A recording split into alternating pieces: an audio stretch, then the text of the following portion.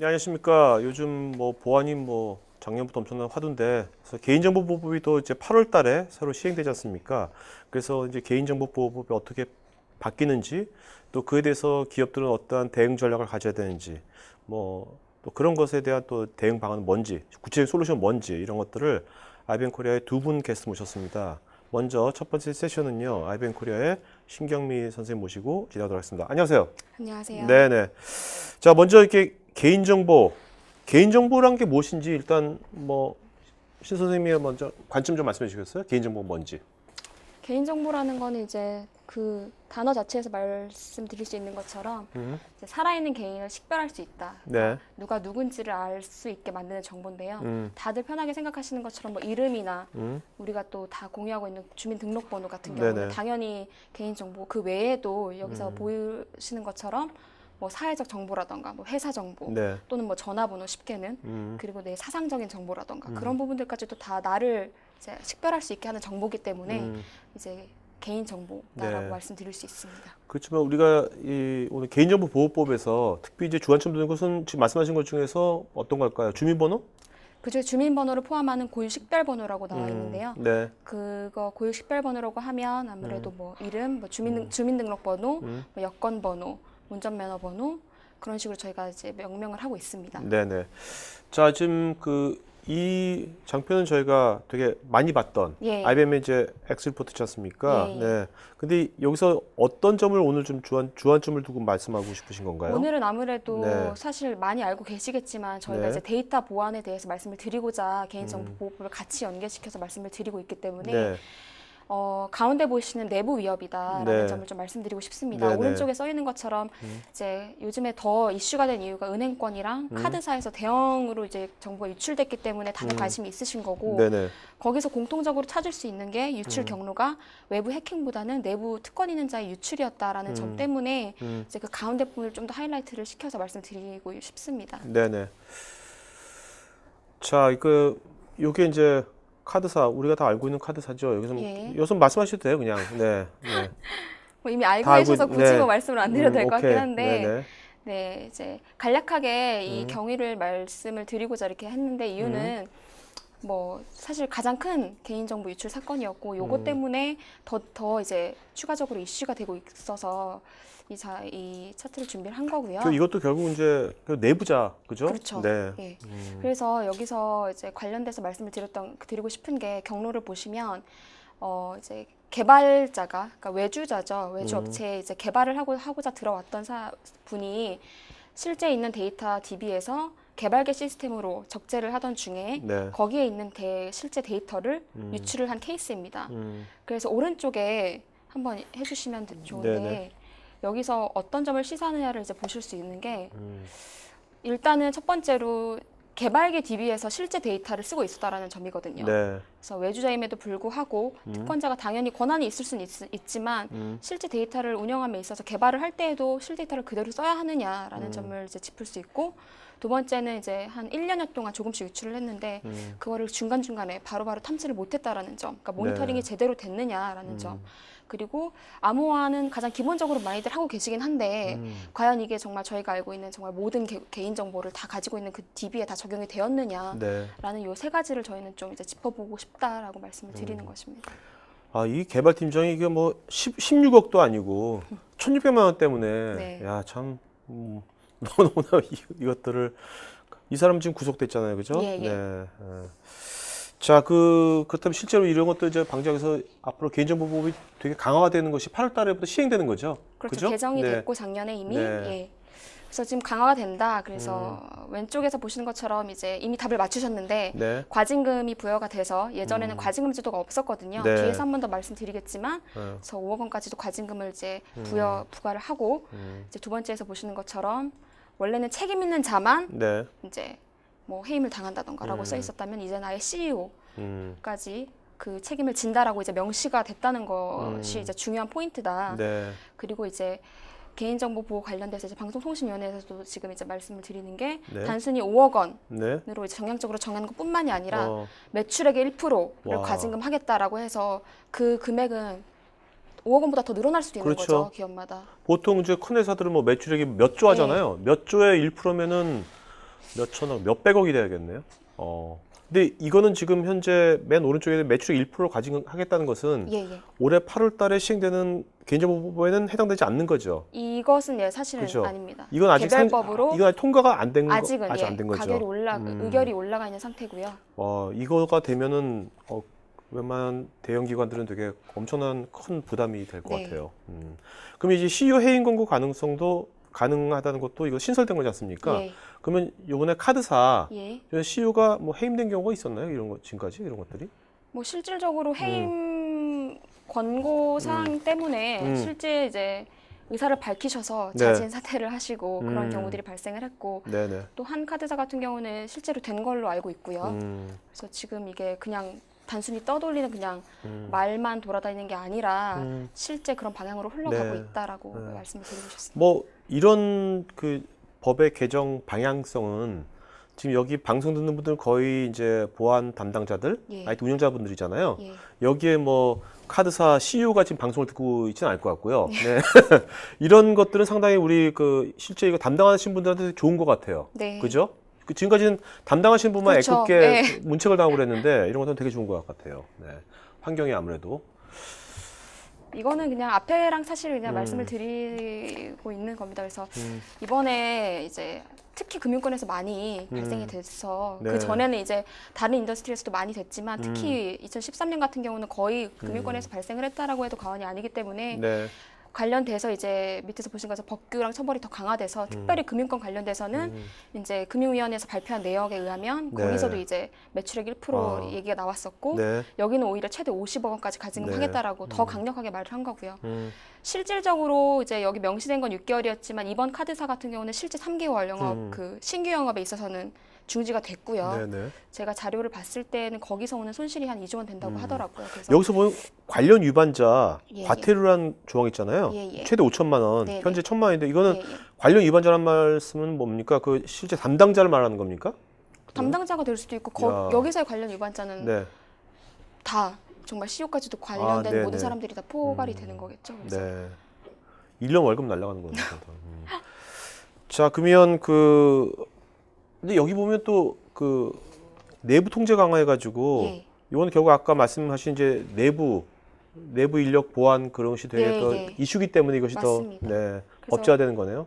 방금 말씀드렸던 카드 3사를 다시 이제 얘기를 할 수밖에 없는 게 거기서 지금 말씀드렸던 것처럼 외주를 인력을 어떻게 지금 관리를 할 거냐라는 게 다시 한번 이슈가 됐고 그 사람들이 보통은 다 내부 권한이 있는 분들이잖아요. 네네네. 왜냐하면 계속 당연히 계속 접속을 해가지고 실제 데이터를 봐야 되실 분들이기 때문에 그분들이 사실은 유출을 했고 네. 그 사람들을 어떻게 통제를 할 거니까 즉 모니터링을 어떻게 계속해서 감지를 해서 그냥 1년이라는 시간을 그냥 허비하는 게 아니라 중간중간에 유출을 한다더라도 바로 볼 수 있도록 바로 탐지할 수 있도록 할 수 있냐라는 네네. 점을 더 이제 강화를 하고 있고 음. 그거에 대해서 이제 얼마 전에 음. 이제 한 번 더 네. 금감원에서 이제 발표를 한 내역을 강조를 드리고자 준비를 한 내용입니다. 아까 지금 금융권이 예. 되게 많이 그런데 이 개인정보 유출되는 것이 금융권에 이렇게 뭐 더 부각이 된 이유가 뭐 금융권이 개인정보를 많이 갖고 있어서 그럴까요? 아니면 다른 이유도 있을까요? 아니면 금융권이 그만 허술해서 그럴까요? 뭘까요? 허술하진 않을 것 같고요. 네. 아무래도 그 고객 정보를 많이 갖고 있기 때문에 허술하다고는 저는 생각하지 않는데 네네네. 말씀하신 것처럼 음? 가장 민감한 정보들을 대량으로 많이- 갖고 있는 곳들이고요. 네네. 뭐 실제 다른 기업에서는 개인정보를 굉장히 뭐 미비하게 갖고 있는 통신사 기업들도 같은 데도 굉장히 많이 이제 있잖아요. 아무래도 금융권이 많이 갖고 있겠네요. 통신사도 그래서 얼마 전에 사실은 네네. 유출이 됐고 음. 이게 어떻게 도미노 형식처럼 자꾸 이렇게 다다다닥 일어나는 공공이나 공공기관하고 그죠? 금융기관이 사실 지금 말씀하신 대로 네, 개인정보를 가장 많이 갖고 있겠네요. 다루고 있고 예. 그럼 그쪽이 가장 또 공격 대상이 되겠네요. 어떻게 그렇죠. 보면. 자, 이제 개인정보보호법이 이제 이거 계속 개정되는 건데, 네. 그죠? 그래서 강화가 되는 것 같고, 예, 예. 네.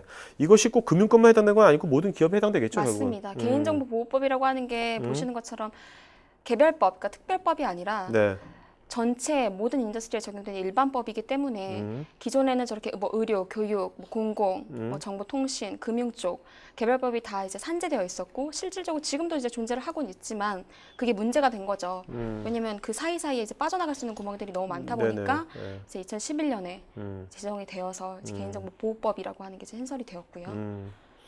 자, 그랬는데 뭐 이것이 뭐 항상 또 그거에 따라서 완벽한 게 아니라 계속 어떤 문제들은 계속 발생되고 있는 거죠, 지금요. 예. 이제 그게 계속 제정되고 있는데 어떤 문제들이 있었는지 한번 보도록 예. 할까요? 네. 그래서 여기서 말씀을 드리는 건 이제 안행부에서 사실은 이제 개인정보보호법의 정책 방향이라는 이름으로 이제 보고서 자료에서 제가 발췌를 해온 내용인데 네.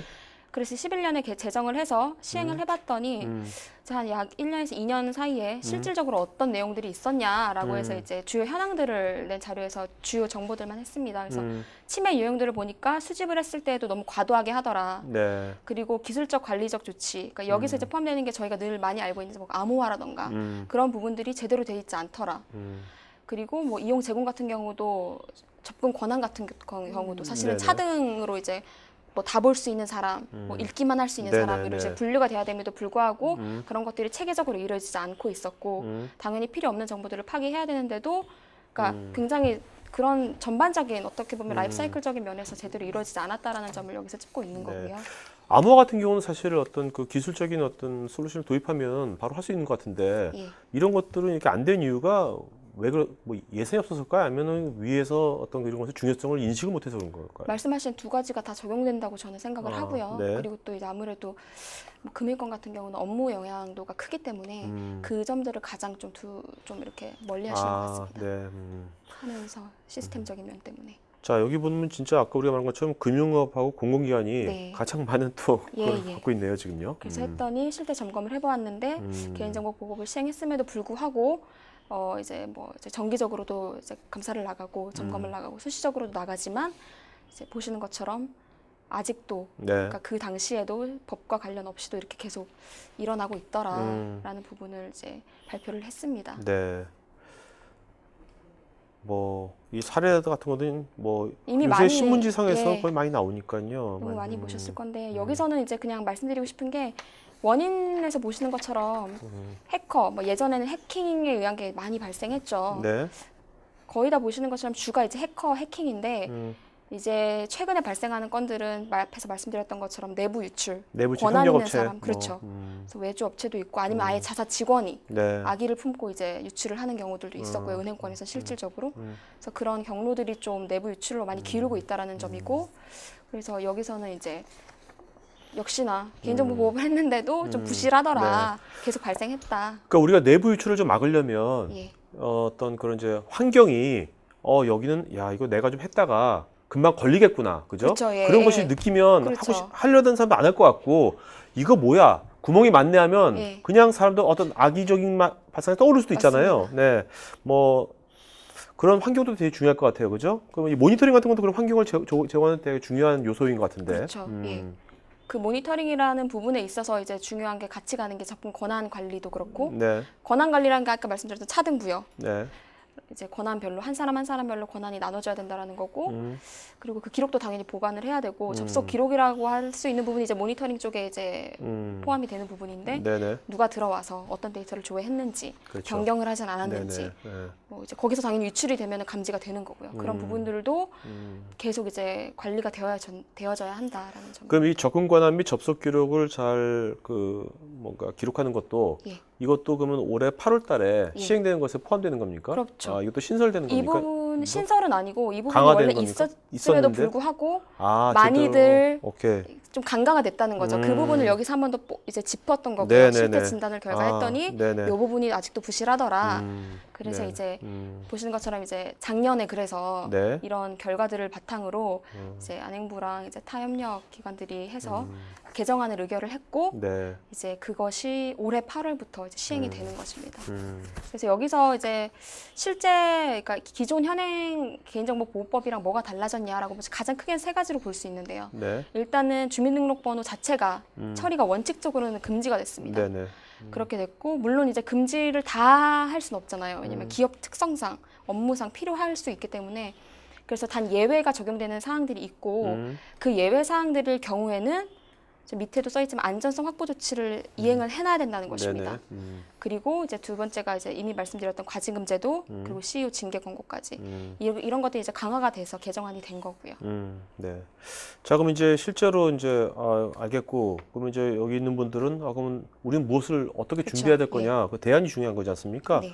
그 여기 보면 확보 조치들 이런 것들에 예. 대해서 뭐 이거 오늘 자세하게 다 말씀을 할 수 없겠지만 예. 그 중에 분야별로 하나씩 짚어보도록 하죠. 네. 네네. 그래서 이제 최소한 이런 점들을 하고 있어야 음, 뭐 혹시 유출이 되더라 할지라도 그 과징금 제도를 피할 수 있고 네.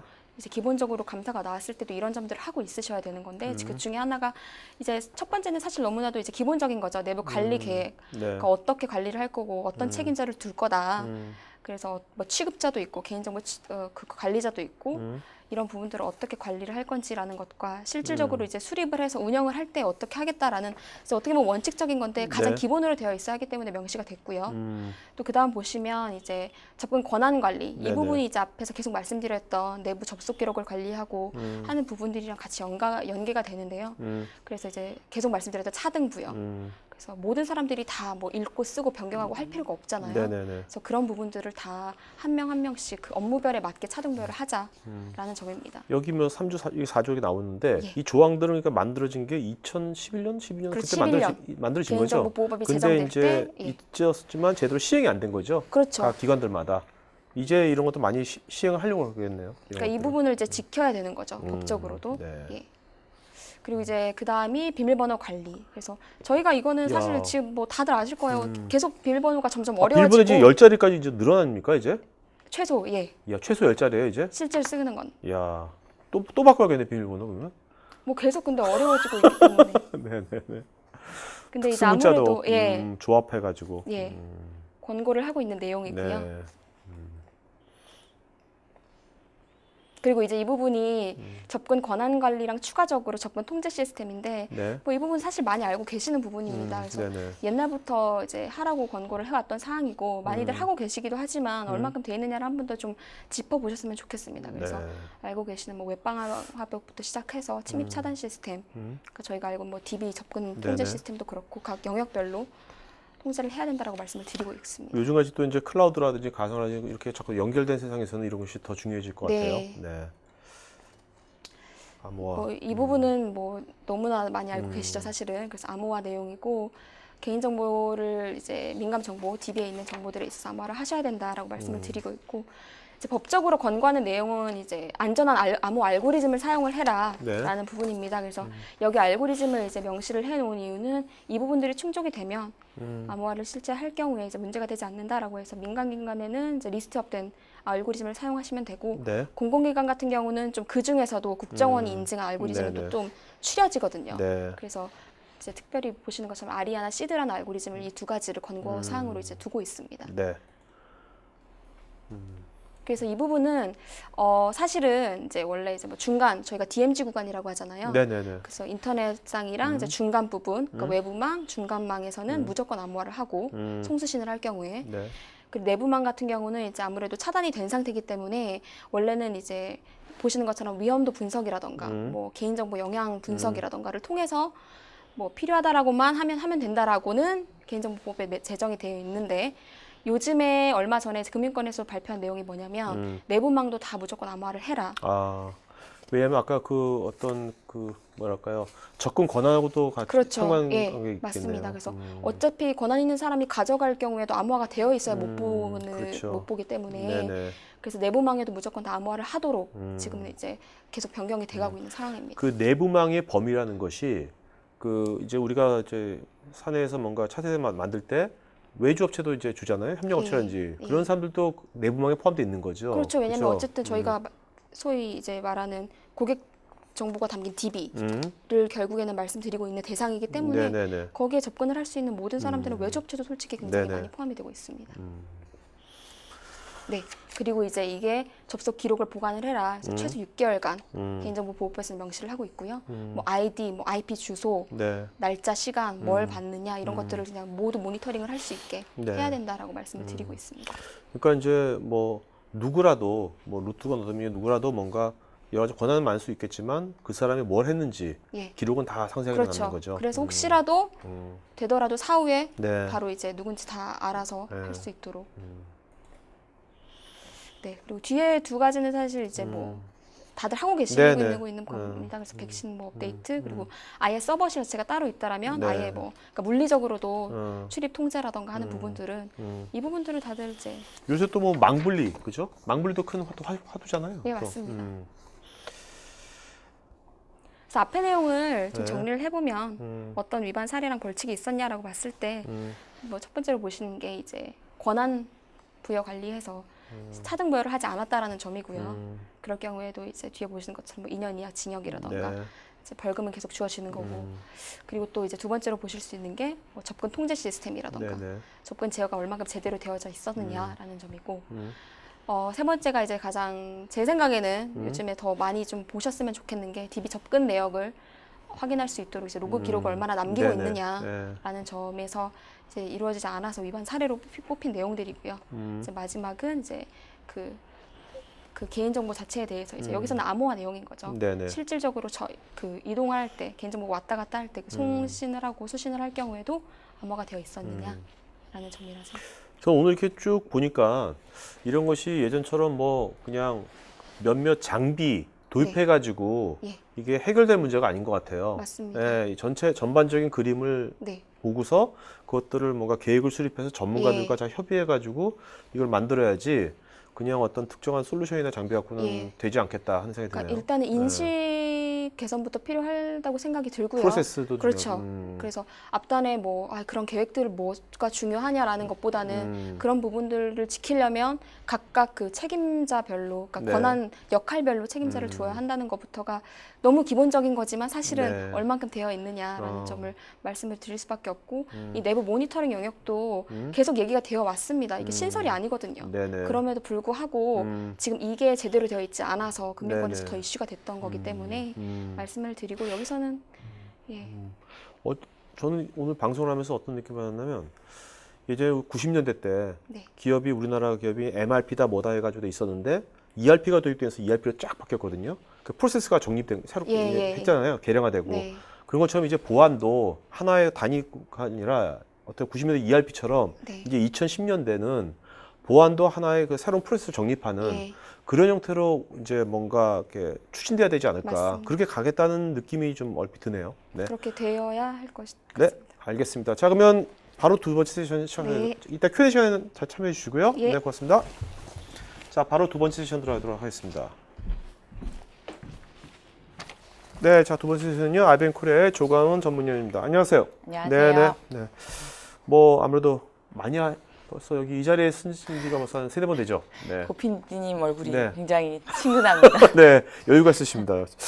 자, 그러면 이제 아까 첫 번째 세션에서는 우리가 개인정보보호법이 어떻게 개정될 거며 그에 대한 이제 어떤 그 대응 전략 어떤 것인지 어떤 개념적으로 짚어봤다면 이번 세션에서는 이제 구체적으로 이것을 어떤 식으로 IBM에서는 이거에 대해서 어떤 식으로 대응 전략이 있는지 구체적으로 알고 싶거든요. 네, 알아보도록 하죠. 네, 사실 아마 저희 1월 달에 네, 세션을 들으셨던 분들은 이제 익숙한 장표가 몇 개들 보이실 건데요. 네, 여기 있는 장표는 이제 여기 왼쪽 상단에 있는 부분들은 저희가 초기에 데이터들이 유출되는데 얼마나 시간이 걸리느냐에 대표적으로 보면 수초에서 수시간 내에. 네, 네. 그런데 아래쪽 하단은 보시면 그것들이 유출이 된지 깨닫고 그렇죠. 그것들을 처리하고 네. 이제 다시 방어하는 시스템을 갖추기까지 얼마나 걸리느냐. 네. 보면 얘는 수일에서 수개월이 걸린다는 거죠. 사실 이번에 그 카드사도 우리가 일찍만 알았더라면 그죠? 이렇게까지는 되지 않았을 거 아니에요? 그렇죠. 네. 그 사람이 조금씩 빼냈잖아요. 굉장히 오랫동안 성실하게 데이터들을 유출을 했고요. 네네. 그런데 이제 그래서 굉장히 대규모의 데이터들이 유출이 됐고 그게 사실은 뭐 대규모의 데이터들이 유출이 된 게 좋은 상황은 아니죠. 뭐 제 데이터도 유출이 됐었고 네네. 많은 사람들의 데이터들이 유출이 됐기 때문에 굉장히 좋은 사건은 아니지만 방금 조금 전에 네. PD님이 말씀해 주신 것처럼 이 사건을 계기로 해서 그러니까 많은 시민들 생각 자체가 보안이 그냥 IT를 하는 어떤 사람의 일부의 중요성이 있는 항목이 아니라 나에게도 중요한 네네. 거구나. 개인정보를 지킨다는 건 그 기업들이 지켜야 내 데이터가 안전하게 네. 관리가 되는구나라는 것들에 대한 인식이 조금씩 더 싹 트는 계기가 된 것 같아요. 네. 자, 이제 그러면 이제 어떻게 그것을 우리가 솔루션을 어떻게 막을 건지 네. 그런 것들을 한번 알아보도록 할까요? 네. 사실 여기 보시는 것처럼 상세하게 어떤 기술 내역들을 가지고 어떻게 하는지는 1월 세션을 네네. 다시 다시 보기 보기 있으니까요. 해주시면 네. 되고요. 네네. 이제 오늘은 개요를 이렇게 간단히 보면 일단 기업들이 우리 기업이 가지고 있는 개인정보 네. 그리고 그 외에도 사실은 전사의 여러 데이터들을 안전하게 보호하려면 어떻게 해야 되느냐를 절차별로 이렇게 보실 수가 있어요. 네. 그래서 맨 처음에는 일단 민감 정보 혹은 지켜야 하는 중요한 정보들이 어디에 있는지 파악을 해야겠죠. 네네. 그래서 그 데이터들을 식별하고 정의하는 부분들이 필요한 거고요. 두 번째는 그렇게 해서 얘네들이 어디에 위치하고 있구나를 이제 탐색이 됐고 정의가 됐으면 네. 안전하게 지켜야 되는 거죠. 그래서 암호화도 하고 네. 여러 가지 취약성은 없는지 계속 이렇게 강화시키는 작업들을 하셔야 되는 거고요. 그중에 아까 차등 권한의 부여라는 내용이 나왔었죠. 네네. 콜센터 직원이 뭐 제가 늘 자주 하는 얘기인데 콜센터 직원이 우리 전화를 하면 우리가 누구인지 판단하기 위해서 생년월일 정보까지는 봐야 할 수도 있지만 주민등록번호를 그렇죠. 전체를 봐야 할 필요는 없다는 네네. 거죠. 그러나 인사부 직원은 우리에게 월급을 주고 하려면 대장의 정확한 주민등록번호에 맞는 사람인지 네. 확인을 할 필요성이 있을 거란 말이죠. 그러면 적법한 사용자에게 적법한 데이터가 갈 수 있게끔 데이터들을 마스킹하는 기법들이 필요할 거고요. 네네. 그리고 최근에 이제 유출이 된 그 주요 이슈인 것처럼 테스트 환경. 개발자가 들어오거나 테스트하는 사람들이 주민등록번호를 실데이터로 보지 않게끔 하는 이런 환경들을 구축하는 작업도 필요하고요.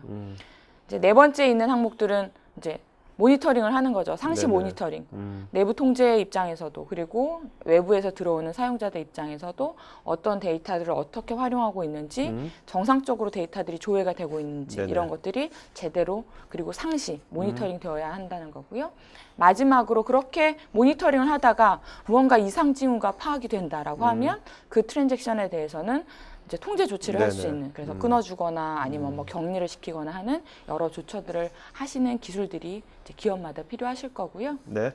자, 그럼 하나하나 좀 뭐 다는 못 그렇죠. 알아보겠지만 몇 그중에 가지 이제 한번 저희가 네. 대표적으로 이제 저희들이 중요하다라고 판단이 되는 것들을 세 개로 꼽아봤는데요. 첫 번째는 일단 모니터링입니다. 그러니까 모니터링하면 우리는 다 하고 있어요라고 생각하실 수 있지만 저희들이 최근에도 제가 어느 고객분과 대화를 하다가 이런 얘기를 하시더라고요. 내부 통제는 어떻게 하고 계세요? 내부 네. 특권 사용자, 시스템 관리자 이런 사용자들은 어떻게 하시나요? 라고 말씀을 드렸더니 거기는 아무나 못 들어가요. 그렇기 때문에 그냥 그리고 그 사람들이 그 콘솔에서 할 수 있는 일들이 별로 없어요. 네. 라고 말씀하시는 거예요. 그러니까 모니터링이 안 되고 있는 거죠. 하지만 그냥 우리는 물론 제한 조치를 하는 것도 중요한 보안 중에 하나예요. 네. 그러니까 우리가 오늘 보안에 대해서 전체 다 다루지 않지만 우리 IBM에서는 이제 시큐리티 프레임워크를 가지고 물리적인 인프라부터 사람에 대한 계정이나 이런 것들까지 관리를 하고 있는데 그 제한 조치를 하는 것도 중요하지만 그 사람들이 그럼 그 제한을 뚫고 들어온 내부 특권 사용자들이 어떻게 데이터들을 활용하고 있고 네네. 어떻게 관리를 하고 어떤 조회를 했는지들을 모니터링 한다는 건 굉장히 중요하거든요. 그렇죠. 아까 PD님이 좀 전 세션에서 말씀해 주신 것처럼 누가 나를 모니터링하고 있다는 걸 알기만 한다고 해도 그럼요. 얘네들을 맘대로 할 수 있다는 생각들을 못 먹게 되는 게 사람의 기본적인 심리잖아요. 네네. 그래서 이런 것들에 대해서 대내외의 이런 트랜잭션들을 모두 모니터링하는 환경들을 갖추시는 게 가장 중요한 기술 중에 하나가 될 것 네. 같고요. 두 번째는 뭐 말씀드릴 거 없이 모두가 고민하고 있는 암호화죠. 근데 좀 전에도 좋은 질문 해주셨는데 왜 그러면 암호화가 중요한데 법에서도 얘기하고 있는데 안 하고 있을까요? 이제 문제는 이걸 한다고 해서 성능이 느려지면 어떡할까? 우리가 이걸 하기 위해서 인프라를 다 다시 또 수정해야 되면 어떻게 될까? 이런 두려움들이 많이 있으시다라는 거예요. 그래서 그런 부분들을 고려해서 기술적으로 고민이 된 솔루션들이 많이 있어요. 네. 대표적으로 여기 소개된 이제 IBM의 가디언 데이터 인크립션이라는 제품이 그런 성능 영향들을 최소화할 수 있게끔 고안된 아키텍처 중에 하나고요. 네. 그래서 뭐 전사 내에 있는 DB 안의 데이터든지 혹은 웹 로그라든지 이런 음. 데이터들도 다 개인정보가 집적된 환경이거든요. 네네. 그 안에 있는 데이터들 안전하게 암호화하시는 환경들이 필요할 그렇다면 거고요. 이제는 기술의 어떤 그 발전 상황이 어떤 이런 것들을 기존 시스템에 엄청나게 부하를 주거나 아니면 뭐 현업에 엄청 그런 걸 하지 않고도 암호화를 할 수 있다. 할 수 있는 네네. 환경들을 점점 만들어가고 있다는 네, 거죠. 알겠습니다. 네. 이제 세 번째 마지막으로 볼 기술은 아까 제가 전체 절차에서 말씀드린 것처럼 원천적으로 데이터들을 어떻게 하면 최소화할까 하는 정책이에요. 우리가 하기 위해서 개발하기 위해서 물론 당연히 개발 환경이 필요하겠죠. 네. 그런데 그 개발 환경에 꼭 고객의 실 데이터가 있어야 하느냐라는 질문을 다시 던져본다면 사실은 아니라는 거죠. 네네네. 그런데 개발을 좀 편리하게 하기 위해서 혹은 테스트들을 조금 더 현실적으로 하기 위해서 이제 개발자들은 요청을 하는 거고 그런 것들을 물리적으로 관리자들이 다 변조를 해서 만들기는 그렇죠. 어려우니까 네. 그냥 일반적으로 클론해가지고 복사해서 그대로 주는 환경들을 거죠. 왜냐면 준다는 거죠. 일정량의 압박이 있으니까. 그렇죠. 일정의 압박이 있으니까. 그런데 그렇게 되면 지금 터진 사태처럼 외부 사람들이 들어와서 언제든지 실데이터들을 가져갈 수 있는 취약한 환경이 마련이 네네. 된다는 거죠. 그리고 사실 개발 환경에서는 뭐 암호화를 안 한 환경도 있을 수 있고 마스킹이 안 돼 있을 수도 있고 이러니까 그런 부분들을 어떻게 원천적으로 데이터들을 실데이터들이 없게 네네. 그리고 필요한 데이터들만 서브세팅해서 가지고 있을까라는 음. 풀 데이터들이 있을 필요도 사실 없어요. 네네. 개발하는 모듈의 데이터들만 있으면 될 수도 그렇죠. 있거든요. 네네. 그런데 일정상의 압박 말씀하신 것처럼 그런 것들 때문에 그냥 일단 카피해주고 네. 알아서 쓰세요라고 한다는 거죠. 자, 지금 이제 암호화, 테스트, 그다음에 아까 모니터링 중요한 거 말씀하셨잖아요. 네. 이런 것들이 어떻습니까? 필드에 나가셔가지고 봤을 때 우리나라에서 한 몇 프로 정도가 지금 말씀하신 이 세 가지 항목들을 좀 제대로 하고 있는 데가 한 몇 프로 정도라고 보세요? 지금 현재는? 한 30%? 퍼센테이지로 따지면 대략. 사실 쉽지 않을 것 같은데 네. 50%는 확실히 미만일 미만. 것 같아요. 네. 네. 네, 되려 아까 그 저희들이 위반 조처 사례 봤던 그 안행부의 리포트를 보면 네. 되려 영향도가 좀 적은, 민감도가 좀 적은 우리가 사실 개인정보보호법, 고객 개인정보들 안전하게 조처한다라고 하면 다 금융권 이런 네네. 데들이 제일 먼저 했을 것 같잖아요. 그렇죠. 아까 나왔던 금융, 네네. 공공, 네네. 통신. 네네. 그런데 그런 데들보다 되려 음. 인더스트리얼 섹터 이런 쪽에서 산업, 네. 뭐 전자, 제조라든지. 예, 제조 이런 쪽이 더 사실은 더 빨리 도입한 경우들이 많이 있어요. 네. 굉장히 좀 이례적이죠. 더 아무래도 필요한 곳에서는 재고 있고. 네. 예. 이럴 수도 있겠네요. 제조 쪽은 자기네 도면이라든지 이런 것이 나가면 완전히 망할 수도 있으니까 더 긴박감을 느끼는 예. 거고. 실제 저희 암호화한 사례 중에도 그 모 외국 그 자동차 업계는 네. 도면들을 다 저희 솔루션 가지고 그렇죠. 예, 암호화를 해놓으신. 근데 아무래도 금융기관, 고객이 있어요. 공공기관들은 우리들의 뭐 개인정보가 물론 우린 중요하지만 그 사람들 입장에서는 그렇게까지 도면같이 느껴지지 않을 것 같아, 안 했을 것 같아요. 그래서 그렇지 않았을까 제 생각이고요. 자, 요거는 지금 그 개인정보 궁금증이라고 했는데 요거는 뭔가요? 이거는 어떻게 나온 사실은 누가 이제 궁금한 거고? 예, 그 개인정보보호법이 제정된 지도 이미 몇 년이 됐고 네. 굉장히 여러 고객분들이 관심은 많이 가져와서요. 그래서 최근에도 저희들이 세미나를 해보면 뭐 저희들이 정원으로 예상한 고객분들보다 훨씬 더 많이 와서 네. 막 보조 의자를 가지고 와서 네. 뭐 세미나를 할 정도로 많이들 관심을 가져하시는데 관심 가져하시는 대부분의 하나는 법이 어떻게 되는지도 궁금해 하시면서 아, 우리는 어떻게 해야 될까? 이런 것들이 이제 궁금하신 거죠. 그런데 네. 그것들이 딱 누가 이렇게 애정남처럼 이렇게 정해주는 사람은 없고 네네. 하니까 네. 이제 이런 데 가서 우리에 관련된 항목들을 혹시 들을 수 있을까라는 네. 관심들을 많이 어우. 하시거든요. 어휘 수준이 상당히 느리셨습니다. 그래서 네. 이제 그런 것들을 대표적으로 저희들이 설문을 받아봤어요. 어떤 것들을 궁금해하시나. 그래서 그 궁금해하시는 것들에 대해서 QA 세션을 한번 한 적이 있었는데 네네. 이번 기회도 저희들이 같이 한번 공유하면 좋을 것 같다라는 생각이 들어서 이건 실제 필드에서 나온 질문들이네요. 네, 담당자분들이 이제 질문을 해주신 거고요. 사실 아까도 보셨던 장표죠. 네. 그런데 어떤 질문을 해주셨냐면 위에 이제 질문이 있고요. 고객이 실제 해주신 질문인데 네네. 저희 회사는 금융업종도 아니고 고객 데이터도 보유하지 않습니다. 그러면 개인정보보호법을 준수해야 되나요? 네. 개인정보보호법은 일반법입니다. 그래서 네. 이제 각각의 산업마다 가지고 있는 뭐 정보통신망법이나 혹은 뭐 의료법이나 이런 것들 외에 모든 기업이라면 다 갖춰야 하는 네네. 이제 일반법이고요. 그래서 금융이 아니더라도 음. 우리가 방금 말씀드린 것처럼 제조더라도 네. 이제 이런 개인정보보호법에 대한 준수 조치가 필요하신 상황이고요. 네네. 그러면 이제 사실 상관이 좀 있는 질문인데 그럼 우리는 고객이 없는데 우리는 회사 우리는 내부 B2B인데 뭐 예, 이런 거. 우리는 고객을 대응하는 기업이 아닌데 네. 왜 개인정보보호법에 해당이 되나요? 보시면 임직원이 있다는 거죠. 네. 임직원도 개인이죠. 네네. 그래서 개인 정보들을 안전하게 지켜야 하는 음. 임직원의 정보들도 개인정보보호법에 따른 조처들을 하셔야 네네. 된다라는 거고요. 이제 세 번째 질문이 그러면 암호화를 어디까지 해야 합니까? 라는 질문을 하셨어요. 어디까지라는 것은 사실 이제 두 가지 항목으로 나눠질 것 같아요. 물리적으로 네. 우리가 가지고 있는 암호화 개인정보 데이터들이 물리적으로 여러 시스템이 있을 텐데 이것들을 무조건 다 해야 됩니까? 근데 좀 전 세션에서 우리 신 대표님께서 이제 내부 우리 DMZ 구간 안에 있는 것도 네. 암호화를 하도록 권고사항이 나왔다라고 말씀드렸는데 일단 원래 권고사항이 나오기 전에도 안전성 확보 조치를 보시면 일단 외부망은 무조건 다 해야 되고요. DMZ망과 내부망도 네. 무조건 안 해도 됩니다가 아니라 음. 위험도 분석을 해서 해야 합니다라는 거예요. 그럼 네. 위험도 분석이 뭔가가 저희 뒤 장표에 나오는데요. 여기 보면 너무 작아서 글씨도 잘 보이지 네, 않을 네. 정도로 있는데 사실 포탈 같은 데서 치시면 이 항목이 다 나와요. 네네.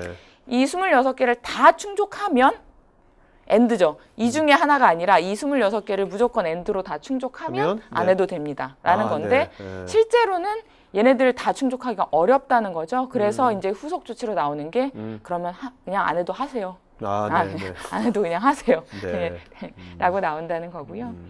또 이제 고민하는 고객 중에 이런 분들이 계셨어요. 우리 회사 고객 자료를 위탁한다는 거죠. 예를 들면 뭐 마케팅을 하는 네네. 업체에도 줄 수 그렇죠. 있고 네. 또 혹은 뭐 택배 회사 뭐 이런 게 하면 우리가 주문은 받지만 또 배송을 해주시는 분들은 다른 업체일 네네. 수도 있고요. 그러면 우리가 위탁을 해주는데 그 개인 정보들을 그분들이 잘 관리하지 않는다면 그분들 과실로 인해 가지고 그렇죠. 우리의 책임인가요? 이런 얘기들을 질문을 그렇겠네요. 해주신 경우가 있었고요. 네. 그것들을 하기 위해서 이제 중요한 것 중에 하나는 네. 그게 처리 위탁이냐 제3자 제공이냐 이런 것들을 일단 구분을 해보셔야 된다라는 게 일단 있고요. 처리 위탁과 제3제공은 뭐가 다른 겁니까? 그게 이제 대표적으로 뭐냐면 네. 우리가 데이터를 줘서 네. 그 사람들이 무언가의 이득을 보느냐 네. 아니면 정말 우리가 시키는 일만 요청하는 업무만 해주느냐. 네네네. 뭐 택배 배송한다. 그럼 네. 배송하시는 분들이 내 개인정보를 가지고 무언가 활용을 하는 게 아니죠. 그렇죠. 그냥 네. 정말 배송만 해주시는 네네네. 거잖아요. 네. 그러면 위탁인 거고요. 네네. 제3자는 제가 이걸 드려서 그분들이 또 어떤 뭔가 다른 가공을 마케팅에 하고. 활용한다던가 네네네. 하면 제3자가 되는 거고요. 아, 그런데 이제 위탁 업체도 사실은 우리가 이런 것들을 할 조처의 의무들이 생기세요. 네. 근데 뭐 얼마나 벌금이 되느냐 이거는 사실 케이스마다 조금씩 달라지겠는데 아래는 어떤 사례에 있어서 쇼핑몰이나 택배사가 이런 것들에 대한 시정 명령을 받은 케이스가 네. 이제 확인된 바가 있고요. 어쨌든 간에 처리 위탁을 하건 제3자 제공을 하건 간에 문제가 생기면 그 원청 업체도 뭔가 책임지는 거죠? 책임에 대한 이제 그것이. 사용이 되는데 얼마만큼 더 책임이 가중되느냐 네네. 그런 부분들이 있을 수 있겠죠. 네네. 위탁의 경우는 이제 그런 관리 감독을 계속 해야 되는 이런 이제 의무가 있고요. 네네. 그래서 이제 아까도 계속 나온 것처럼 그럼 외주 우리가 무조건 우리 요즘 시스템들이 다 기업들이 뭐 IT 시스템이나 이런 것들을 분사하는 경우들이 많이 그렇죠. 있잖아요. 네. 그럼 우리 사용자 가지고 우리 개발자 가지고 모두 개발할 수는 없는데 이런 내부 특권자나 외주 인력들을 어떻게 관리하는 게 좋으냐라는 이제 효과적인 통제 방안이 있느냐 질문해 주셨고 효과적인 통제 방안은 사실 뚫으려고 하면 아무도 뚫을 수 없어요. 네. 어떻게든 뚫리게 되겠죠. 그러나 그 뚫리는 것들을 조금 더 어렵게 혹은 우리가 모니터링하고 있다라는 항상 것들을 투명하게. 계속 투명하게 관리하고 있다라는 것들을 경고하고 관리하고 공고한다면 네네. 사람들이 그런 마음을 좀 더 못 먹게 된다는 거죠. 네. 그래서 아래쪽에 보시는 것처럼 트랜잭션도 그냥 우리가 로그를 쌓는 거 의미 없어요. 로그를 쌓으면서 접근 이력에 의해서 어디가 이상 징후가 있는지 이런 파악할 수 있는 네네. 시스템들을 갖추시는 게 중요하다는 예방적인. 거고요. 네. 네. 내부 통제 아까 하시는 것 중에 하나가 이런 테스트 데이터 관리 어떻게 하느냐 질문해 네. 주셨는데 이제 여기는 뭐 해외 사례긴 하지만 저희가 국내 사례도 있긴 한데 이제 뭐 여러 가지 항목 때문에 저희가 이 사례를 꼽았고요. 네. 여기 보시는 것처럼 공개 정보와 관련되는 부정행위들을 이제 판단하고자 하는 감독기관의 요청이 있었고, 네. 그래서 이것들을 해결하기 위해서 제일 먼저 이 업체가 한 게 바로 그 개발 환경이나 테스트 환경에 있는 개인 정보들을 아예 없앴다는 거죠. 네네네. 그래서 비식별화함으로써 그런 위험성들을 이제 제거했다라는 거고요. 뭐 개정안은 사실 다 보셨으니까 제가 다 다루진 네네. 않겠고, 네네. 그럼 개정안이 됐으니까 그런 질문들을 해주셨어요. 그럼 이제 주민등록번호를 원칙적으로 수집하지 않으니까 우리가 뭐 암호 안 해도 되겠네요? 라는 얘기를 해주셨는데, 아까도 말씀드린 것처럼 우리가 근로기준법에 의해서 급여를 준 내역에도 네네.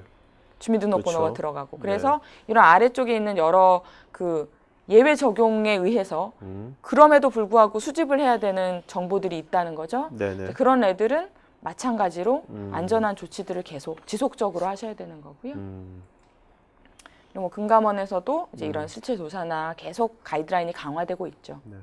이게 그러면 개인정보보호법이 그럼 이게 매년 개정된다고 어떻게 보세요? 앞으로 계속 개정될까요? 어떻게 개정되겠죠? 점점 강화되지 않을까. 네, 왜냐하면 네. 여기도 보시는 것처럼 저희들이 금융권의 사고가 있었고 또 통신에 대한 사고도 있었고 계속 사고가 유출이 되고 있잖아요. 네네네. 사실 이전에는 개인정보보호법이 그 개정이 되고 나서도 기업들이 잘 안 하고 도입이 이렇게 그렇죠. 퍼센테이지가 낮은 이유는 안 해도 별 관심이 없기 때문이었어요. 네네. 그냥 금감원에서 감사가 나오면 그냥 우리 권고사항에 이행 조치를 하고 그냥 네. 이러면 대강 하겠습니다, 어떻게 뭐. 하겠습니다. 네, 이런 거였는데 이제는 금감원만 보는 게 아니라 정부만 보는 게 네. 아니라 네.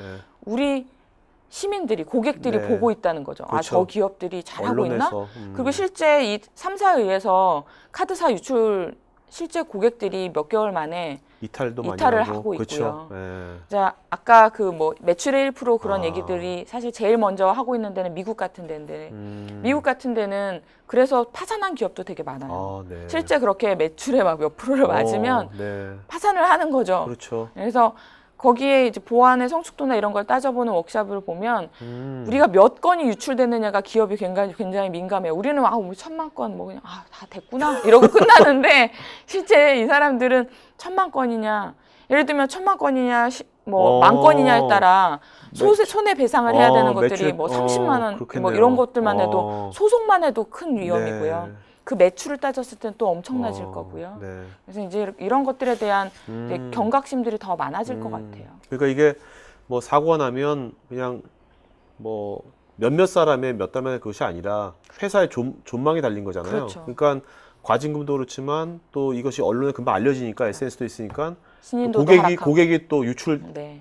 떠난다. 떠나버리고 그러니까 뭐 요즘 다 고객 잡으려고 어떻게든 그렇죠. 뭐 보조금도 끌어오고 그렇죠. 막 이런 것들 많이들 네네. 하시잖아요. 어떤 보안이 이제 어떻게 보면 기업의 경쟁력이 될 수도 있겠어요. 그죠? 네. 그래서 이제 대표적으로 그런 기술적이나 안정적인 확보 조치를 하기 위해서는 어떤 솔루션들이 어떤 기술들이 필요합니까라는 질문을 해주셨고요. 네. 왼쪽에 있는 게 이제 대표적으로 아까도 보셨지만 DB 부분에 있어서 네. 어떻게 안전적인 조처를 할 수 있을까에 대한 부분이 빨간색으로 표시가 되어 있고요. 네. 그런 것들에 대해서 이제 하는 기술, 암호화라든지 마스킹, 유출 방지 이런 부분들에 대한 솔루션 리스트들이 있고요. 네네. 또 이제 어떤 질문을 많이 해주셨냐면 너무 어렵습니다. 네. 실제 이런 것들을 만들어서 배포해주는 점검표나 가이드라인 같은 건 없을까요? 라는 얘기를 해주셨는데 이제 최근에 작년이죠. 작년 말인데 이 금감원에서 이 자가진단 조치 매뉴얼이라는 것을 네. 배포를 했어요. 아, 그럼 우리는 금융이 아닌데요 라고 해도 상관이 없는 게 이 체크리스트는 여기 보시는 것처럼 개인정보보호법에 아, 네. 대해서 어떻게 조치를 하면 되느냐. 왜냐하면 금감원도 굉장히 많은 질문들을 받겠죠. 기업마다. 네네. 우리가 이런 것들을 어떻게 하면 됩니까? 근데 사실 이 이제 체크리스트가 한 수십 페이지가 돼요. 그래서 찬찬히 보시면서 네. 아, 우리가 이런 것들은 하고 있을까? 네. 부족한 부분들은 무엇일까들을 이제 보시면 관리를 하시는데 좀 도움이 되실 거고요. 이제 그런 것들이 또 일부는 우리가 열심히 한다고 해서 안 되는 것들도 굉장히 많이 있겠죠. 제일 먼저는 뭐 내부 이행 계기나 이런 것들은 관리자 입장에서 할 수 있는 거지만 암호화 네. 내 손으로 할 수는 없잖아요. 이제 그런 것들이 필요하실 때 네. 전문가의 도움을 받으시면 좋겠다라는 거고요. 요즘은 이제 이것도 그렇고 뭐 클라우드 서비스 하면 SLA 뭐 그러니까 IT 하는 분들이 뭔가 이런 조항의 법이라든지 이런 것들을 이제 잘 알아야 알아야 될 것 되는 같아요. 환경들이 네. 되고 있죠. 이런 법 조항 이런 것들을 이제 뭔가 잘 익숙하게 이게 너무 생뚱맞게다가 아니라 되게 중요한 것 같아요. 저도 사실은 이공계인데요. 네. 그러니까요. 이 보안을 담당하면서 네. 개인정보보호법, 그래, 정보통신망법 이런 것들을 너무 많이 들어서 뭐 음.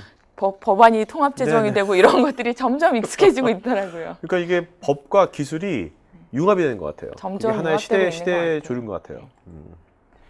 그래서 이제 마지막으로 있는 질문은 그래서 개인정보보호법을 준수하면서 사용자들이 이제 편한 이런 뭐 솔루션은 없습니까? 이런 질문을 해주셨는데 뭐 오늘 저희들이 솔루션에 대해서 다 소개드리는 자료는 아니니까요.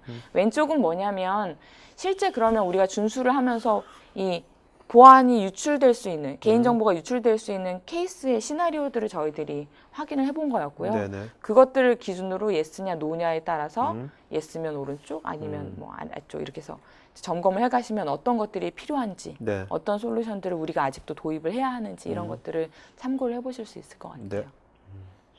뭐 워크숍도 있는 것 같네요. 이제 우리가 뭐 사실은 개인정보보호법 보면 심플하게 생각하시면 제일 먼저 하는 건 뭐 접근 암호화, 접근 제어. 네. 근데 이제 간과되고 있지만 접근 기록 이런 것들이 이제 기본적으로 도입을 하셔야 될 건데 그런 법적인 부분들도 있지만 지금처럼 계속 사고가 나고 있잖아요. 그러면 우리 DB 시스템이 보안의 성숙도는 어느 정도 될까? 전체 업계들은 보통 이 정도 해야 될 수 있을 거라고 생각하는데 우리는 어느 정도를 못 하고 있을까? 이런 것들을 혹시 궁금하신 점이 있으시면 저희가 같이 이제 성숙도 진단을 해드리는 워크숍이 있거든요. 네네네. 그래서 저희한테 연락을 주시면 네. 저희들이 방문 드릴 것 같고요. 알겠습니다. 자, 이제 Q&A 시간 갖도록 하겠습니다. 자, 이제 나오시죠? 이제 신경민 선생님도 나오시고요. 이제 바로 Q&A 시간 갖도록 하겠습니다. 자, 박시연님, 이름 하나 혹은 전화번호 하나만 개인정보로 할 수 있을까요? 기본적으로 저희들이 아까 나왔던 여러 장표 보시면 네. 사실 이제 하나의 정보 가지고 하는 건 아니고요. 그 하나의 정보가 융합됐을 때 개인이라고 식별되면 네. 그것들을 다 개인정보라고 해요. 주민등록번호 같은 고유 식별번호는 무조건 이제 개인정보가 되는 거고 네. 지금 질문해주신 뭐 이름이나 전화번호 같은 경우에는 네.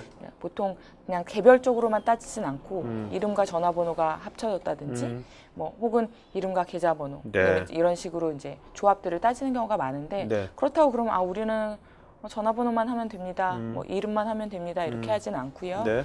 그래서 해외나 이런 것들을 보면 이제 그런 항목들이 포함되면 다 안전한 조처들을 하기 위한 노력들을 많이 하고 계시죠. 네. 지금 스태프님 두 분 게스트님 그 이름하고 이메일 어드레스 댓글창에 써주시면 여러분들 두 분 그 이메일 어드레스 알려드릴 테니까요. 여러분들 지금 질문에 대한 답변 드리겠지만 나중에 추가적인 정보라든지 나중에 지원 같은 것들은 나중에 이메일로 주시기 바랍니다. 노영호님, 실시간으로 해킹이 아닌 물리적인 데이터 유출에 대해서 감시할 수 있는 방법이 있을까요? 물리적으로 안전하게 유출을 감시하기 위해서는 일단 저희들 여러 대기업들에도 보면 물리적으로 들어가지 못하게 하기 위한 네. 뭐 카드키 인식이라든지 이런 네네. 물리적인 인프라에 대한 구축 방법들도 하시고요. 방금처럼 방화벽이라든지 혹은 이제 서버룸이라든지 이런 것들을 마련하시는 방법들을 많이 하고 계시죠. 네네. 네. 이정구님, 개인정보보호법의 범위는 정보보안에서 이야기하는 시큐리티와 프라이버시로 볼 때 프라이버시에만 적용받는 것인가요? 사실은 우리나라 말이 참 애매해요. 네. 시큐리티, 프라이버시 이렇게 네. 얘기를 할 때 네. 저희가 다 그냥 정보 보호, 보안 이렇게 네. 얘기를 많이 하는데요. 네. 사실 시큐리티는 어떻게 안전하게 보호할까의 문제고 프라이버시는 네. 프라이버시를 사실 제가 사전에서 찾아본 적이 있었어요. 네.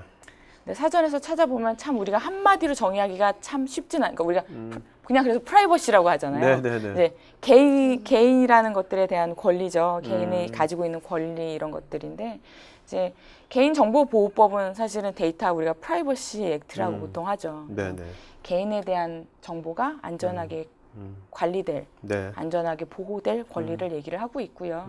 그런데 개인정보보호법이 나온 기본적인 이유는 그렇게 해서 시큐리티를 안전하게 관리를 하고자 하는 네. 시큐리티를 안전하게 관리해서 네. 개인의 오케이. 프라이버시들이 네네. 안전하게 보호될 수 있게끔 하기 위한 목적들이 있으시겠죠.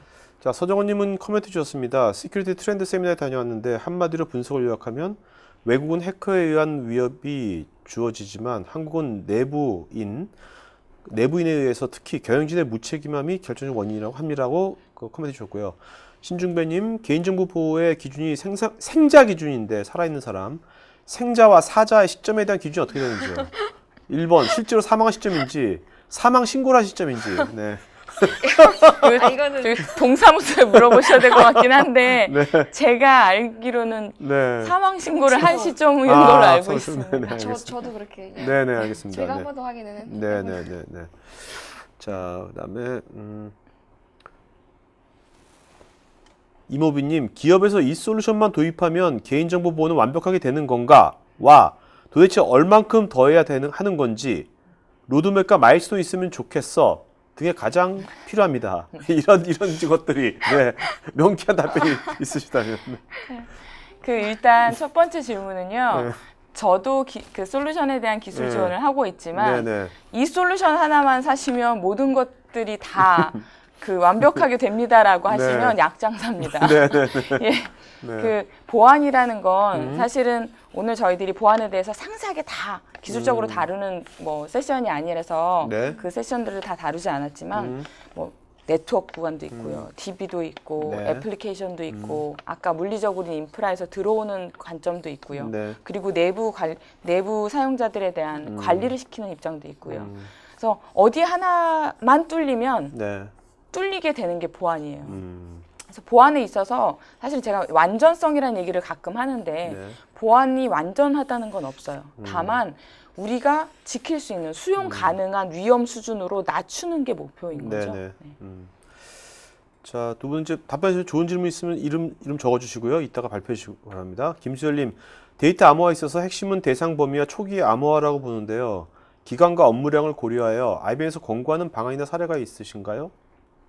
뭐 그 암호화 관련해서는 아까 제가 소개해드렸던 가디언 데이터 인크립션으로 하시면 네네. 가장 단기간에 네. 암호화를 하실 수 있는 뭐 방법 중에 하나인데요. 사실은 뭐 기간이나 업무량은 지금 가지고 계시는 시스템이 예를 들면 우리는 99%가 개인정보예요. 네. 라고 하면 그만큼 더 오래 걸리실 수 있고요. 우리는 제조업체라서 B2B가 아니라서 임직원 정보만 있습니다 하시면 방금 말씀하신 초기 암호화 양들이 훨씬 더 작아지겠죠, 대상 네네. 범위가. 그래서 그거마다 조금씩 달라질 수 있을 것 같습니다. 네. 자, 차지현님, S카드사에서 오늘 데이터 센터 화재로 카드 사용이 불편을 관련된 문자가 왔는데 저 같은 경우 2년 전 해지했는데도 문자가 왔다는 것은 아직 저의 개인 정보를 가지고 있다는 얘기인데 이런 경우 조치 방안은 어떻게 해야 하나요? 이런 경우에 뭐 일단은 그쪽 회사에다가 연락을 하셔가지고 네. 일단은 거기에 대해서 시정 조치를 하셔야 될 것 같고요. 음, 그리고 나서 이제 굳이 원하시면 법적인 거를 하시는 근데 건데 이런 경우는 차지현 씨, 흔할 거 근데 차지현 씨 사실은. 이런 말 보니까 이런 거는 만약에 그 정부에서 신문고처럼 누구든지 쉽게 모바일에서 쉽게 이런 사례를 신고할 수 있게 한다면 뭔가 그래서 뭔가 카드사에도 이거 알려지고 그럼 보안에 대해서 신고를 하실 수 있는 채널은 있어요. 아, 제가 그래요? 지금 전화번호가 정확하게 기억이 나지 않는데 네. 그것으로 전화를 하시면 바로 네. 그런 개인에 대한 그래요? 보안에 대한 침해 그 신문고 같은 네. 채널이 있고요. 근데 그게 뭔가 되게 복잡할 것 같은 느낌이 들어요. 왠지 금감원에서 하는 건가요? 그냥 아니면 그 키사에서, 키사에서? 하는 네. 걸로 알고 네. 있고요. 그래서 전화만 하시면 사실은 해결은 될 수 있는데 네. 제가 질문을 문득 보다가 생각이 난 거는 그 전에 저도 저런 경우가 한 번 있었는데 네. 이게 카드를 해지하는 것과 아예 탈회하는 게 좀 다르대요. 네. 그래서 카드를 그냥 해지했다고 끝나는 것이 아니라 내 정보를 완전히 없애달라라는 맞아요, 요청을 요청. 공식적으로 해야 카드사에서 그 정보를 뭐 없앤다. 팩스라든 뭐 이렇게 해가지고 아니 귀찮게 전화로 하셔도 전화로도? 되는데 일단은 그러니까 내가 그냥 단순히 이 카드를 없애는 게 아니라 내 개인 정보를 완전히 이 카드사에서 탈회하겠다라는 의사 표명을 아마 하셔야 네. 개인 정보가 정확하게 없어지는 걸로 알고 있습니다. 네네. 네. 자, 그다음에 김병국님은 이제 웹사이트 쇼핑몰에서 정보가 많이 유출되는데 보상받을 길은 없는 건지 이렇게 손해배상 소송 내는 사람들도 있잖아요. 뭐 어떤 경우 뭐 패소하기도 승소하기도 하는데. 네. 그러니까 지금도 사실은 카드 3사가 다 이 단체 소송들을 많이 진행 중에 있고요. 이런 단체 소송을 하시게 되면 사실은 뭐 단기간에 바로 답변이 오는 건 아니고 이제 한 몇 년, 수년이 걸리죠. 몇 년에 이런 걸친 이제 소송을 하게 돼서 이제 결과가 나오면 뭐 일부 승소나 이제 뭐 이거 보시면 최근에 뭐 그런 사례 판례나 이런 것들을 보시면 완전하게 저희들이 다 그 우리가 개인들이 승소하는 경우들은 많지 않고 그러니까요. 왜냐하면 기업들도 아무 조치를 안 한 건 아니거든요. 네네. 일부들의 조치들을 하나 무언가 미흡한 부분들이 생기기 때문에 네. 이제 그런 것들에 대해서 이제 일부 승소를 하시는 경우들이 있고 원하시면 할 수 있는데 이제 지금처럼 단체 소송이 아닌 경우에는 네. 이 변호사 비를 그렇죠. 구하신다든지 이런 이제 것들을 생각을 하시면 이제 실제 우리가 얻을 수 있는 금전적인 베네핏은 좀 어려운 경우가 많이 그러니까 있죠. 제가 만약 변호사라면 이런 부분을 좀 열심히 공부해가지고 이런 보안 쪽의 소송 전문가로서 이 브랜딩에도 상당히 괜찮을 것 같아요. 재미난 방금 그 PD님이 얘기를 해주시니까 네. 제가 재미난 얘기를 해드리면 네. 사실은 이 개인정보보호법 관련해서 옛날에는 이것들 관련돼서 하시는 그 법 뭐라 그러죠? 로펌이 네. 거의 독보적인 업체가 하나 있었어요. 아, 그분만 네. 하시고 오케이. 했는데요. 요즘은 만 이게 다 이제 이게 화두다라는 네. 생각이 드시니까 아. 이런 세미나 같은 데 가면 로펌이 막 오. 쫙 해서 야. 개인정보보호법에 대한 네. 근데 이제 물론 그분들은 개인들보다는 이제 기업에 대한 입장들이 좀 많으실 수도 있지만 그렇죠. 어쨌든 네네. 법 쪽에서도 이 개인정보보호법에 대한 관심들이 굉장히 많아지신 건 사실인 네. 것 같아요. 자, 박용희님, 새로운 개인정보법을 적용하면 여행 사업자는 개인정보를 수집할 근거가 없어지는데 여행자 보험 가입을 위해서 부득이하게 개인정보가 필요합니다. 이럴 경우에 어떻게 해결해야 될까요? 여행자 보험을 들면 아마 보험 관련된 법이 해당 사항이 있으시겠죠? 네네. 그러면 개인정보, 주민등록번호의 수집이 필수해지실 거고요. 그 의료법 중에 그러니까 그 좀 다른 법이긴 한데 의료법에서도 이제 우리가 사용자가 환자가 들어와서 우리 정보들 남기잖아요. 이름이나 전화번호 이러면 네네. 이런 것들이 뭐 긴급하게 연락을 해야 된다거나 하는 사항들이 있을 때 네. 필요한 경우에 수집을 하게끔 이렇게 조처를 하고 있는 걸로 알거든요. 그 여행사에서도 뭐 물론 지금 그런 부분들은 사실은 더 전문 네. 법조인이나 이런 분들에게 도움을 보셔야 할 수도 있지만 이제 그런 필요한 항목들이 있으실 때 여행자 보험을 가입을 하신다면 아마 수집이 가능하실 것 같고요. 그래서 이분은 저기 아까 예외 조항도 있지만 그렇죠. 또 하나는 이제 두 번째가 이제 보험사에게 여행자 보험을 다루는 보험사에게 여행자 보험 가입을 위한 개인정보 수집을 모두 위탁한다. 뭐 이런 방안도 어떤지. 네, 아까 말씀드린 것처럼 위탁을 하셔도 음. 이제 그런 부분들에 대한 관리 책임들이 있으시기 때문에 네네네. 그러니까 아예 뭐 위탁을 하시는 게 아니라 보험은 저기서 전담합니다 하고 그냥 고객이 알아서 그쪽으로 들게 하지 않으시는 이상 네네. 알겠습니다. 최선일님, 엔드포인트 및 정보 보호에 대한 보안을 잘 해놓고 모니터링을 할 때 내부 통제 범위를 벗어나는 활동을 적발해내기 힘든 부분이 있을 것으로 생각되는데요. 이런 부분에 대해서 패턴 분석을 명확히 할 수 있는 방법이 없는지 궁금합니다. 일단 패턴 분석을 명확히 하시려면 패턴이라는 건 사실은 환경마다 다르겠죠. 그럼 지속적으로 모니터링을 해야 패턴이 나온다는 거죠. 네네. 자, 그 다음에 최병감님, 개인정보법과 하도급법이 상충될 때는 어느 법이 더 우선일까요? 특별법이 상충되면 특별법이 네. 우선이고요. 아, 네네. 법에 대해서 많이 아시네, 이제. 개인정보보호법이 저를 이렇게 만들었습니다. 네, 알겠습니다. 류지연님, 보통 중소기업에서는 보안에 대해 신경 쓰지 않는데,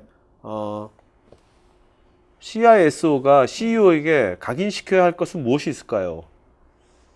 이제 이분 이제 중소기업의 이제 보안 담당 임원인 것 같은데, CEO에게 이거 각인시켜야 할 건 무엇이 있을까요? 가장 큰 거는 아까 그 구속된다는 그렇죠. 거. 예, 그게 일단은 먼저 말씀을 드려야. 네. 그래서 사실은 보안 사업이 요즘에 더 음, 이제 위에서 오히려 지시를 해서 많이들 네. 하시는. 예전에는 네. 그런 부분들이 좀 덜했다면 더 많이 신경을 쓰시는 것 같습니다. 네.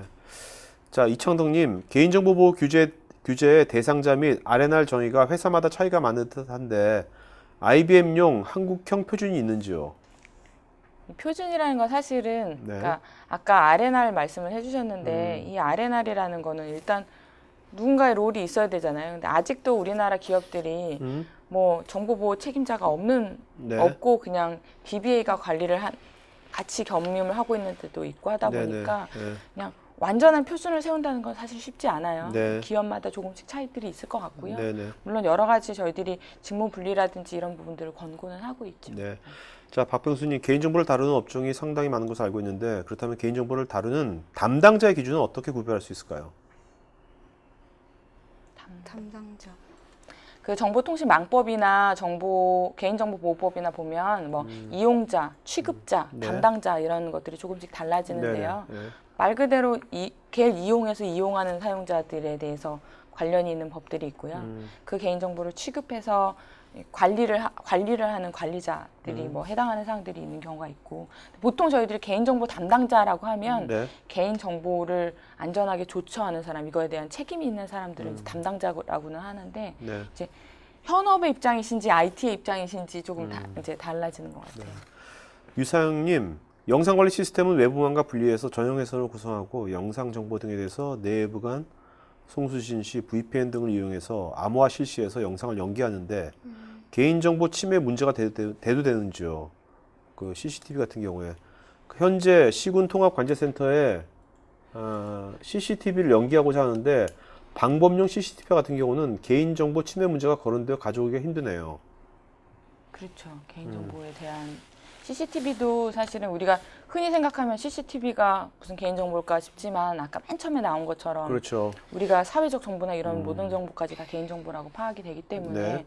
CCTV의 정보도 굉장히 민감한 정보 중에 하나라고 보고 있고요. 네. 그래서 이런 것들을 방금 사실 이미 고민을 많이 하시고 계신 것 같아요.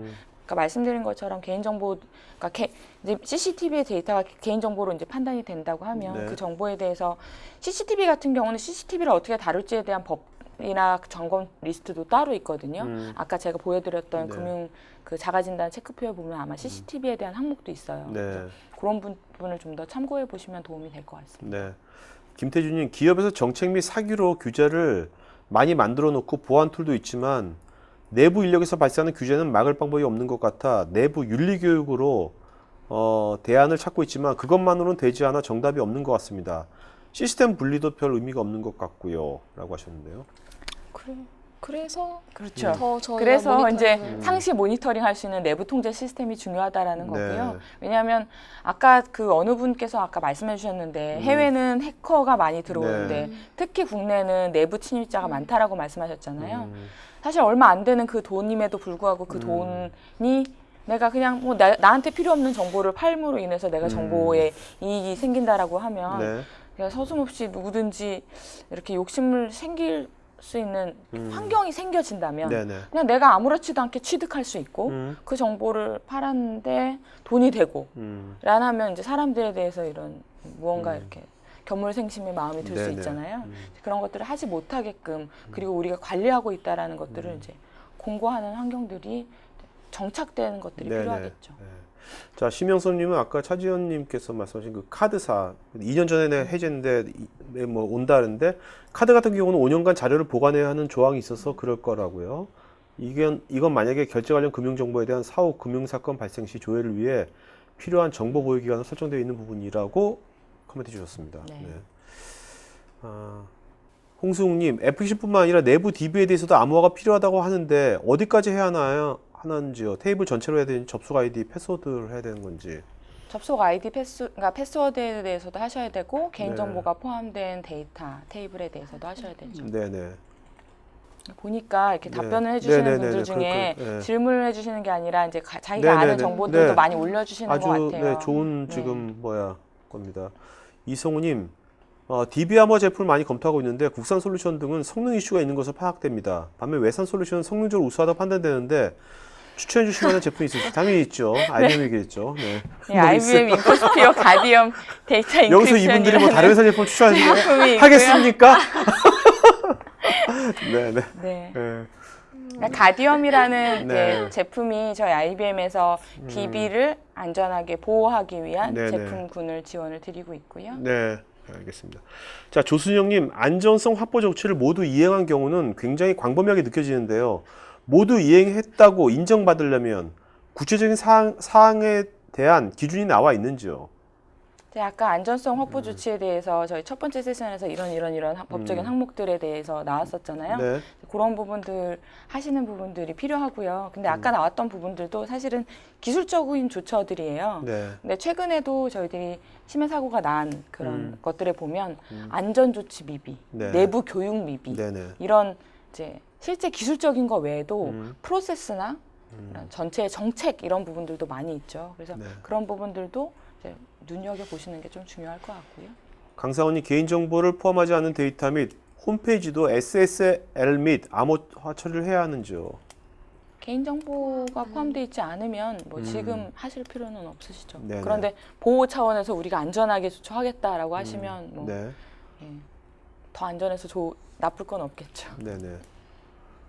뭐 여기서 서로들 이제 알려주시니까 되게 좋은 것 같습니다. 네, 그냥 아주 좋은 싹, 문화예요. 예, 네, 그냥 서로 살펴보셔도 굉장히 좋을 것 좋은- 같아요. 이거 나중에 여러분들 요 Q&A 요거는 다 그 토크아이티 가면 다 나와 있거든요. 지금 다 기록이 남아 있으니까 나중에 그 들으셔도 보셔도 되게 좋을 것 같아요. 네, 왜냐하면 기업들마다 여기 아마 보안 담당자분들도 많이 들어오셨을 텐데 네. 그럼 기업 보안 담당자가 감사를 받거나 혹은 이제 질의를 했을 때 답변 받은 내역들이거나 아니면 지금 보안 담당자분들도 정말 법에 대해서 공부들을 많이 하실 거거든요. 네네. 그러면서 자기가 알게 된 정보들도 많이 공유를 해주시는 것 같고요. 앞으로 서로 이렇게 공유를 하시는 환경들도 굉장히 좋은 환경인 것 네. 같아요. 임춘성님, 보관 기한이 경과한 파기 대상 주민등록번호를 효과적으로 검색하는 방법이나 툴은 어떤 것이 있을까요? 즉 관리자 입장에서 해당 정보가 완전하게 폐기되었는지를 검증할 수 있는 방법이 있을까요? 사실 여러 가지 법들이 상충을 하고 있는 부분들도 있고 기한에 따라서 저희들이 정보들을 다 하기는 어려워요. 네, 사실 이런 법에 대한 개인 정보나 그 주요 정보들에 대한 파기 부분들은 해외 컴플라이언스에서 사실은 더 강한 네. 부분들이 많이 있거든요. 네, 그래서 사실 IBM에 보면 아틀라스라고 해가지고 그렇게 법적인 요건에 의해서 어떤 데이터가 언제까지 파기되어야 하고 혹은 사용자는 관리자 입장에서 이 데이터가 파기되어야 하지만 네, 법적으로 파기되어야 되면 안 되는 정보들은 파기되지 않도록 네. 이렇게 연계하는 이런 솔루션들도 있긴 한데요. 아직 국내에서는 많이 검토가 되고 있지는 않는 것 같아요. 네. 이은구님, 개인정보보호법에서 적용되는 범위가 공공기관, 법인단체, 개인 등 정보 유출 차단을 제어할 수 있는 IP가 버전 6로 전환되면서 방치 대책이 취약하다고 보는데 이에 대한 안전 시스템이 준비되어 있는지 궁금합니다. 그러니까 보통 그러니까 이게 이제 개인정보 그 위험도 분석에도 보면 이제 IP 네, 그러니까 취약한 IP들을 먼저 막고 있느냐 이런 질문들이 있어서 아마 IP에 대한 질문을 해주신 것 같은데 개인정보보호법에서 얘기하고 있는 그 조처 대상은 IP만 얘기하고 있는 건 아니고요. 네. 굉장히 다양한 경로를 통해서 들어오는 시스템이나 혹은 트랜잭션들에 대해서 여러 가지 안전 조치를 하게끔 명시를 네네. 하고 있습니다. 네. 류성민님, 공공기관인데 모든 보안 제품은 다 구비되었다고 생각하고 있는데 그래도 불안한 게 사실입니다. 모든 보안 요소를 검사할 수 있는 제안 및 컨설팅이 IBM에 있는지 궁금합니다. 예, 그 공공기관이라고 하셨으니까 더더욱 해당 사항이 있을 것 같고요. 공공기관을 대상으로 시행하고 있는 개인정보 영향평가라는 게 있습니다. 네. 그래서 공공기관은 필수고요. 이제 그 외에 민간 기업들은 선택인 시스템인데요. 개인정보 영향평가를 통해서 우리 시스템이 안전하게 관리가 되고 있는지에 대해서 판단을 하는 그 컨설팅이 있고요. 네. 이 컨설팅은 아무나 하는 게 아니라 안행부에서 몇 개 기업들을 선정을 해서 그 네. 컨설팅을 할 수 있게끔 이제 지정을 네. 하고 있어요. 네. IBM도 그 선정 기업 중에 네. 하나고요. 이런 컨설팅하는 어프로치도 중요할 것 같아요. 이런 분야는. 이게 단순 솔루션의 문제가 아니니까 프로세스를 잡아야 되는 거기 때문에. 자, 김은경님, 사내 프로그램은 접속 권한, 접속 사유를 관리할 수 있으나 직접적으로 DB에 접속하는 개발자, 데이터베이스 관리자 등 관리자 측면에서 관리할 수 있는 접속 계정, 접속 권한, 접속 내용 등 로그를 남길 수 있는 사람들 솔루션이 있는지요? 그게 사실 아까 제가 소개드렸던 가디언 데이터베이스 네. 액티비티 모니터라는 제품 중에 하나인데요.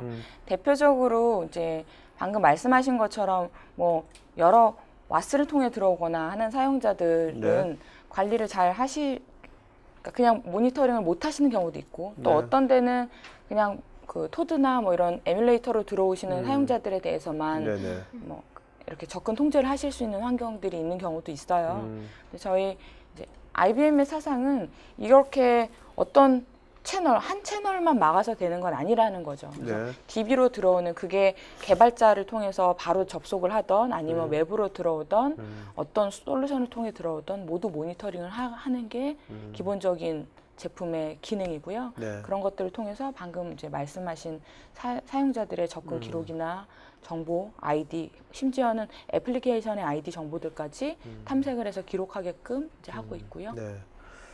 조순영님, 안정성 확보 조치 내용 중 접속 기록을 남기려고 했는데 설명서에는 없는 것 같은데 접속하여 조회된 개인정보 내역까지 기록으로 남겨야 될까요? 당사 임원이 어떤 정보를 조회했는지 확인하는 게 당연한 게 아니냐고 해서 좀 난감해했는데요. 이거는 이제 네, 그 기업의 문화마다 사실 조금 다를 것 같아요. 그래서 제가 어떤 얘기를 들은 적이 있었냐면 개인정보, 그러니까 이런 보호, 모니터링 하면 우리가 중요한 건 이력에 대한 것들을 남기고 이상 징후들을 판단하는 게 중요한데 어떤 제품의 패턴들을 보면 이게 그냥 대시보드, 네. 그냥 이렇게 누구에게 보고하기 위한 대시보드, 그러니까 임원들이 보실 수 있는 환경 이런 것들로 갖춰 이렇게 흘러가는 경우들이 많이 있다라는 말씀을 하시더라고요. 근데 네. 물론 그 부분도 중요할 수는 있어요. 가시화를 해서 보안에 대해서 취약한 부분들을 더 본다든가 하는 것들이 중요할 수는 있는데 저희 제품 같은 경우도 그런 것들을 접근 이력들을 기록을 모니터링하기도 해요. 그런데 주의할 점은 그 결과값을 가지고 있는 시스템도 그러면 네. 또 안전하게 조치를 해야 되고 그것들을 누가 제대로 보고 있는지 그 개인정보를 본 임원도 그 개인정보를 적법하게 봐야 되는 사용자인지라는 네네. 이슈가 또 생기겠죠. 그러니까 그런 부분들을 잘 고려하셔서 환경들을 마련하시는 게 중요할 것 같아요. 김수일님, 주민번호, 아이핀, 의료보험증 번호, 운전면허 번호 등 여러 가지 개인 식별 번호 중 어떤 것이 가장 안전할까요? 안전할까요? 네. 라는 의미. 안전한 건 안 쓰시는 게 가장 안전하고요. 네. 그것들을 대체하기 위한 그래서 이제 최근에 나오는 건 아이핀이나 이런 것들도 뭐 개인 식별할 수 있는 대체 그 아이디들이 나오는 거잖아요. 네. 안 쓰실 수 있으면 사실 안 쓰시는 게 가장 좋은데 방금 말씀하신 것처럼 다 어떤 목적에 의해서 우리가 개인을 뭐 근로기준법이라든지 의료법이라든지 이렇게 뭐 운전자에 대해서도 그렇게 조사해야 되는 법들이 있는 거잖아요. 그런 경우에들은 이제 수집을 하셔야 되는 그 용도가 생기시겠죠. 네. 허성희님, IBM에서 개발한 보안 솔루션은 자사가 먼저 채용하고 테스트하는 편인가요? 주로 저희 IBM 제품은 IBM에서 제일 먼저 테스트베드가 되는 네네. 케이스입니다. 네. 자, 노재명님, 현재 수집되는 개인정보를 DB에서 지우면 좋겠지만 현실은 그렇지 않으니 암호화만이 대안인지요? 암호화만은 아니고 암호화도 하시고 뭐 마스킹도 하시고 뭐 네. 접근 제어도 하시고 네네. 모니터링도 하시고 예, 여러 가지 방법들이 있으시겠죠. 근데 네. 뭐 무조건 하나만 하면 된다는 건 아니고요. 네. 여러 그 것들에 대해서 환경에 맞게 조처를 하셔야 될 것 같고요. 네. 자, 오늘 질문이 너무 많은데요. 지금 저희가 또 온라인에서 또 박선아님께서 또 이렇게 답변을 주셨는데 그래도 지금 여기까지 오늘 질문 받아야 되겠죠. 벌써 4시 20분이거든요. 네. 자, 그러면 마지막으로 두 분 한 말씀 해주시고 마치는 걸로 하죠. 네. 예, 여기 보시는 것처럼 그러니까 서로 굉장히 보안에 대한 관심들을 많이 가져하시는 것 같아요. 그래서 앞으로도 이 담당자로서 더 보안에 대해서 열심히 관리하시는 환경들을 갖추기 위해서 저희도 노력을 할 거고요. 네. 어려운 점이 있으시면 언제든지 저희와 함께 그 상의해 주시면 저희가 함께 그 보안에 대한 고민들을 덜어드리도록 노력하겠습니다. 네. 다 말씀을 하셨는데 들어주셔서 감사드리고 궁금한 사항 있으시면 네. 언제든지 연락 주시면 네. 같이 고민해 보도록 하겠습니다. 자, 여러분 오늘 그 두 분의 이메일 어드레스 왼쪽에 신경민 선생님, 오른쪽에 조관 선생님 그 이메일 어드레스 아까 댓글창에 썼으니까요. 그거 보시고요. 그 오늘 만약에 질문했는데 정말 이거 답변 듣고 싶은데 답변이 안 됐다는 것은 개별적으로 이메일 보내주시면 아마 이메일로 답변해 주실 겁니다. 네. 자, 오늘 여러분들 좋은 질문도 좋았고 또 여러분들 간에 자연적으로 서로 간에 그런 것들을 잘 알고 있는 관점이나 정보 같은 것을 공유하는 거 되게 좋은 것 같습니다. 그 앞으로도 이런 식으로 좋은 방송 되면 우리 어떻게 지식 공유하는데 좋은 문화가 될 것 같고요. 자, 오늘 여기까지 마치도록 하겠습니다. 고맙습니다. 네. 감사합니다. 네.